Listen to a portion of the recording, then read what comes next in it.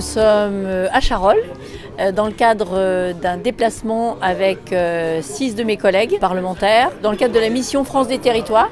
Et bien sûr, je les attendais avec impatience dans ma circonscription pour leur faire découvrir le territoire du Charolais-Brionnais. Un déplacement très enrichissant parce qu'avec plusieurs expériences très concrètes qui ont été menées sur le terrain. Tout d'abord sur le marché de Saint-Christophe, marché au cadran, sur la vente d'animaux. Lieu principal où se fait du négoce là, de bovins, mais c'est un haut lieu du terroir et un haut lieu de la viande charolaise. C'est un marché qui fait référence en France aujourd'hui. Ensuite, nous avons visité une exploitation AOP Bœuf de Charolles.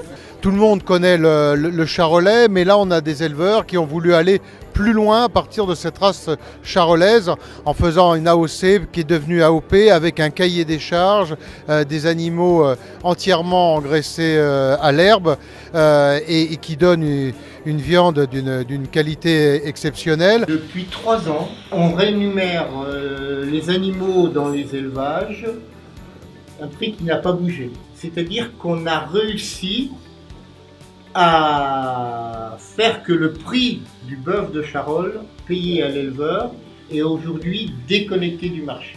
Ce qui m'a frappé le plus aujourd'hui, c'est à Chauffaille, ce magasin Croque Saison qui est un magasin de producteurs et qui embauche surtout des personnes handicapées qui sont en ESAT et qui finalement leur permet pas seulement de retrouver un salaire, mais surtout une dignité de la personne humaine. À la caisse, il y a des personnes handicapées qui sont de plus en plus autonomes, elles sont au service, elles sont à l'approvisionnement. Cette richesse, c'est de pouvoir échanger, d'avoir un vrai lien entre les personnes handicapées et les producteurs, les clients. Cette alchimie entre les personnes handicapées, les producteurs et finalement les consommateurs dans un esprit de circuit court où tout le monde se retrouve. Et on a ouvert ce magasin le 15 novembre 2017 et on a tous développé nos produits, nos ventes. L'attachement à un territoire, l'attachement à un terroir, l'attachement à leur commune, à leur terre, ils le font d'abord avec passion et puis ils trouvent des initiatives parce que ce sont des éleveurs, des habitants qui se sont regroupés, qui ont dit bon, c'est plus difficile chez nous qu'ailleurs, donc il faut qu'on se serre les coudes et qu'on soit capable de relever la tête. C'est vraiment de beaux exemples, de belles réussites.